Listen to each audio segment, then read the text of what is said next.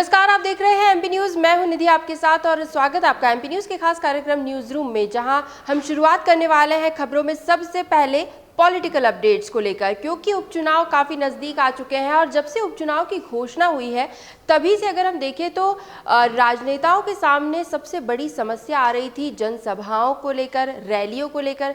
चुनाव नजदीक आ रहे हैं तो प्रचार प्रसार करना जरूरी है अब, लेकिन यहाँ पर ज्यादा भीड़ जुटाने पर पाबंदी लगाई गई थी। कोरोना संकट काल के चलते गाइडलाइंस का पालन अनिवार्य कर दिया गया था और इसमें सबसे बड़ा नियम यही था कि एक ही जगह पर ज्यादा लोग एकत्रित नहीं हो सकते। तो ये एक काफी बड़ी समस्या थी सामने, लेकिन अब इस समस्या का निराकरण हो चुका है। राजनीतिक कार्यक्रमों में सिर्फ 100 लोगों के भाग लेने के प्रतिबंध को अब हटा दिया गया है। उपचुनाव में राजनीतिक दलों को बड़ी सभाएं आयोजित करने की अब अनुमति मिल गई है, ज्यादा लोगों को जुटाया जा सकता है। केंद्रीय गृह मंत्रालय ने गुरुवार को कोरोना की गाइडलाइन का पालन करते हुए 100 से ज्यादा लोगों के शामिल होने की मंजूरी दे दी है। सभाओं में 100 से ज्यादा लोग शामिल हो सकते हैं। इसका सीधा सा मतलब है कि अब राजनीतिक पार्टियां जो है वो बड़े पैमाने पर कार्यक्रम आयोजित कर सकेंगी, ज्यादा से ज्यादा लोगों को इकट्ठा कर सकेंगी। लेकिन खास बात बस यही है कि गाइडलाइंस का पालन अनिवार्य है, यानी लोग दूर दूर रहें, दूर दूर बैठे, सोशल डिस्टेंसिंग थोड़ी वहां पर रहे, मास्क सभी ने पहना हो, ये भी एक अनिवार्य कर दी गई है। लेकिन बड़ी राहत जरूर मिली है नेताओं को कि अब वे थोड़ा खुलकर प्रचार प्रसार कर सकेंगे। बढ़ेंगे अगली अपडेट की तरफ। मुख्यमंत्री शिवराज सिंह चौहान और पूर्व मुख्यमंत्री कमलनाथ अब विकास के मुद्दे को लेकर आमने सामने हैं। सीएम शिवराज का दावा है कि पिछली सरकार पैसों का रोना रोती रहती थी, लेकिन अब जो मौजूदा भाजपा सरकार है उन्होंने करोड़ों रुपए के विकास कार्यों का भूमि पूजन और लोकार्पण भी कर दिया, वो भी कोरोना संकट काल के चलते रहते। इस पर कमलनाथ का जवाबी हमला सामने आया है। कमलनाथ ने कहा है कि मैंने विकास कार्यों के लिए कभी पैसों का रोना नहीं रोया है, रोना जरूर होता हूं, लेकिन प्रदेश के जिस खजाने से राज्य का विकास होना चाहिए, जिस खजाने की एक एक पाई पर प्रदेश की जनता का हक है, उसे उस वक्त की शिवराज सरकार ने अपने 15 सालों की सरकार में झूठे अभियानों, आयोजनों, यात्राओं पर, यहाँ तक कि खुद की ब्रांडिंग के नाम पर जमकर लुटाया गया है उस खजाने को। जिन पैसों से विकास कार्य होना था उन पैसों का दुरुपयोग किया गया है, जनता के पैसों का दुरुपयोग किया है। कमलनाथ ने सीएम शिवराज को चुनौती देते हुए कहा कि उनके 15 महीने की सरकार भाजपा की 15 सालों की सरकार पर हावी है, भारी है। प्रदेश की जनता गवाह है कि 15 महीनों में कांग्रेस सरकार ने किस तरह से प्रदेश की तस्वीर को बदलने का काम किया है। तो शिवराज और कमलनाथ आमने सामने जरूर है, लेकिन जनता की अपेक्षाओं पर कौन खरा उतरता है ये तो आने वाले उपचुनाव में ही पता चलेगा। इसका चुनाव तो अब जनता ही करने वाली है, कौन ज्यादा खरा है। अगली अपडेट, उपचुनाव की तारीखों की घोषणा के साथ ही तीखी बयानबाजी का सिलसिला भी जारी है और दोनों ही प्रमुख दल बीजेपी और कांग्रेस एक दूसरे पर हमलावर है। इस बीच भाजपा के पूर्व उपाध्यक्ष प्रभात झा ने कांग्रेस पर निशाना साधा और उन्होंने कहा कि इस समय देश में कांग्रेस का संगठन खत्म हो चुका है और उपचुनाव के प्रचार में कांग्रेस के बड़े दिग्गज अभी तक तो गायब नजर आ रहे हैं।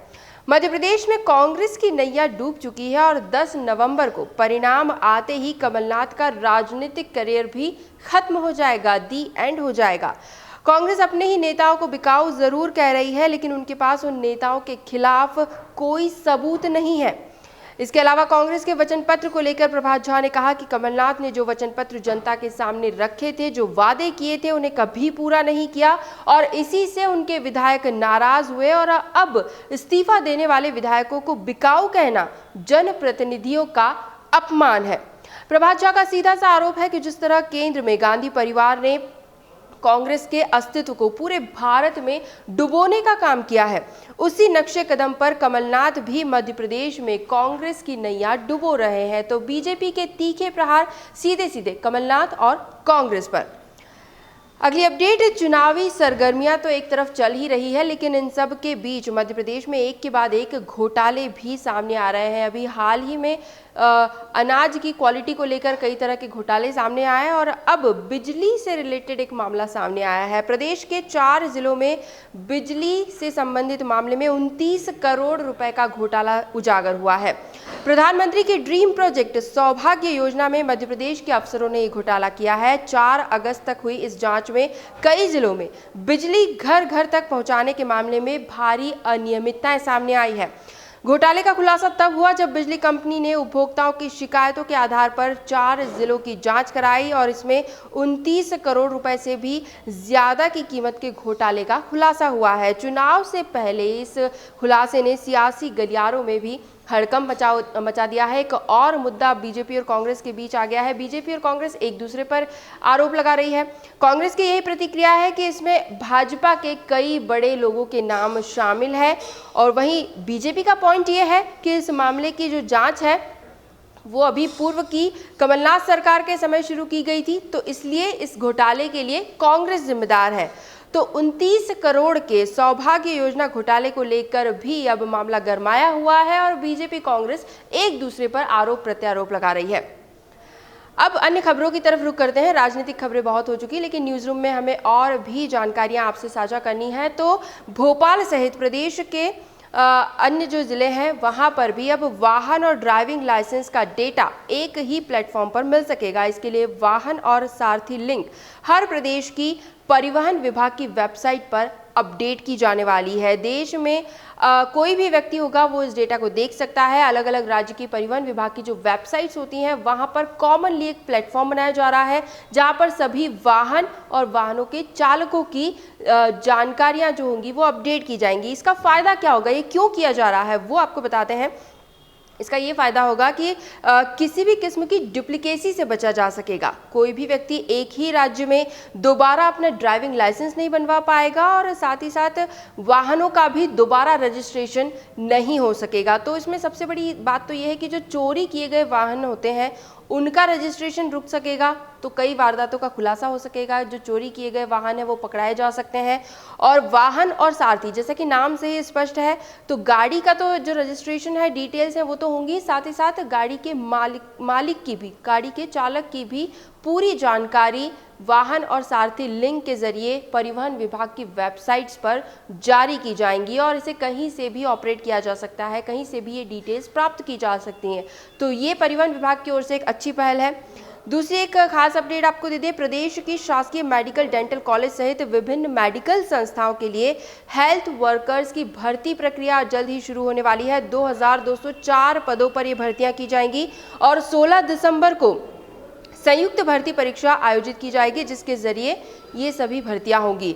इसमें स्टाफ नर्सेस, लैब टेक्नीशियंस और लैब अटेंडेंट समेत 37 तरह के अलग अलग पद हैं और एक ही एग्जाम्स इसके लिए कंडक्ट हो रही है। इसके लिए पीईबी यानी प्रोफेशनल एग्जामिनेशन बोर्ड 10 अक्टूबर से ऑनलाइन आवेदन जमा करने की प्रक्रिया शुरू करने जा रहा है और आवेदन जमा करने की अंतिम तारीख 24 अक्टूबर तय की गई है। तो स्टाफ नर्सेस, लैब टेक्नीशियंस और भी ऐसे कई पद हैं जो मेडिकल सेवाओं से जुड़े हुए हैं, उनके लिए ये बड़ी अपडेट है।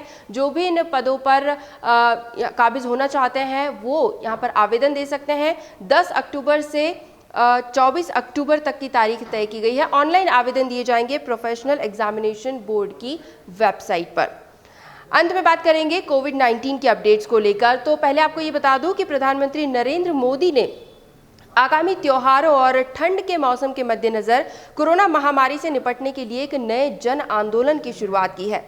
सोशल मीडिया पर पीएम ने नया मंत्र दिया है। पीएम का कहना है कि जब तक दवाई नहीं तब तक ढिलाई नहीं, यानी जो सावधानियां हैं उनमें किसी भी तरह की ढिलाई नहीं बरतनी है जब तक कि कोई दवाई, कोई वैक्सीन कोरोना का सामने नहीं आ जाता।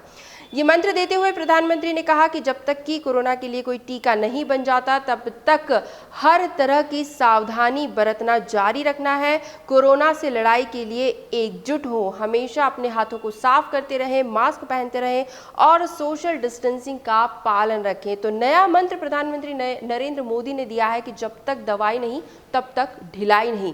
खैर, कोरोना संक्रमण को लेकर क्या कहते हैं मध्य प्रदेश के आंकड़े, वो आपको बता दें। मध्य प्रदेश में कल के दिन में 1715 नए मरीज सामने आए हैं। कुल 1,42,022 मरीज अब तक हो चुके हैं। 29 मरीजों की मौत हुई है कोरोना संक्रमण के चलते और कुल मौत का आंकड़ा मध्य प्रदेश का पहुंच चुका है 2,547 तक। वहीं कल के दिन में 2,420 मरीज स्वस्थ भी हुए हैं। बात करें इंदौर शहर की सबसे बड़ा हॉट स्पॉट मध्य प्रदेश का, तो इंदौर की डिटेल्स 441 नए मरीज, कुल 28,199 हो चुके हैं अब तक संक्रमित। 6 मरीजों की कल मौत हुई है। कुल मौतें 621 इंदौर शहर की। 204 मरीज कल स्वस्थ भी हुए हैं। तो ओवरऑल अगर कैलकुलेट किया जाए तो 4,150 मरीज active cases, 4,150 active cases Indore में फिलहाल चल रहे हैं। राजधानी भोपाल में 219 नए मरीज, कुल पॉजिटिव 19,150 हो चुके हैं। इसी तरह कुछ खास जिलों की अपडेट, जबलपुर 132, ग्वालियर 56, खरगोन 44, सागर 40, नरसिंहपुर 33, रतलाम में 32 नए मरीज पाए गए, शिवपुरी से 26, होशंगाबाद 22 और रीवा से भी 35 नए मरीजों में कोरोना की पुष्टि हुई है। तो ये थे मध्य प्रदेश के कोरोना संक्रमण के आंकड़े। एमपी न्यूज़ के न्यूज़ रूम से फिलहाल यही अपडेट्स। लगातार और भी खबरें और भी जानकारियां हम आप तक जरूर पहुंचाते रहेंगे। बस आप बने रहिए हमारे साथ, देखते रहिए एमपी न्यूज़। धन्यवाद। एमपी की नब्ज, एमपी का हाल, मध्य प्रदेश की हर खबर एमपी न्यूज टीवी के साथ। लगातार खबरों के लिए सब्सक्राइब करें हमारा YouTube channel MP news TV. Latest updates के लिए बेल आइकन दबाना जरा भी न भूलें।